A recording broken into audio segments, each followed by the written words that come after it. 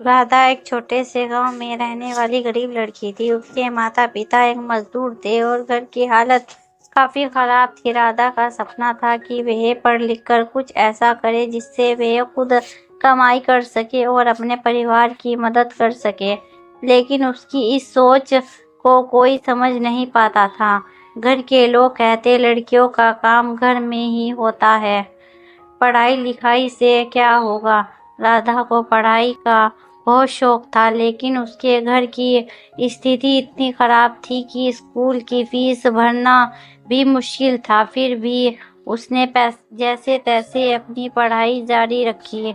गांव के लोग उसका मजाक उड़ाते और कहते लड़कियां बाहर जाकर क्या करेंगी, घर में काम सीखो, यही तुम्हारा भविष्य है। राधा को कोई मदद नहीं मिल रही थी, ना घर में और ना ही बाहर से।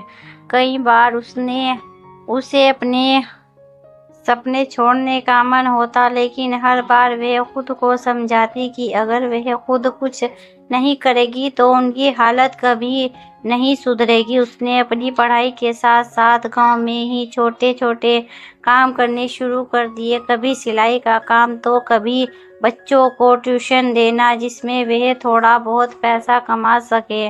पर उसकी मुश्किलें यहीं खत्म नहीं हुई। कई बार उसे लोगों के ताने सुनने पड़ते, उसकी मेहनत का मजाक उड़ाया जाता। कुछ लोग उसके घर वालों से कहते तुम्हारी लड़की तो बेइज्जती कर रही है, सबके सामने काम कर रही है। राधा के परिवार वाले भी उससे नाराज रहते, लेकिन राधा को पता था कि यह सब उसकी जिंदगी का हिस्सा है। कई महीनों तक लगातार मेहनत करने के बाद राधा ने अपनी मेहनत से कुछ पैसे इकट्ठा किए और खुद का एक छोटा सा सिलाई केंद्र शुरू किया। वह गांव की औरतों के कपड़े सिलने लगी और धीरे धीरे उसकी दुकान चल पड़ी।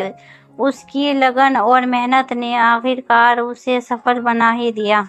जो लोग पहले उसका मजाक उड़ाते थे अब उसकी तारीफ करने लगे थे। राधा ने अपने संघर्षों से यह साबित कर दिया कि अगर हिम्मत हो और कड़ी मेहनत से काम किया जाए तो कोई भी मुश्किल रास्ता पार किया जा सकता है। अगर आपको हमारी कहानी पसंद आई हो तो लाइक कीजिए, शेयर कीजिए, सब्सक्राइब कीजिए ऐसी दूसरी कहानी के लिए और हमारी सपोर्ट कीजिए।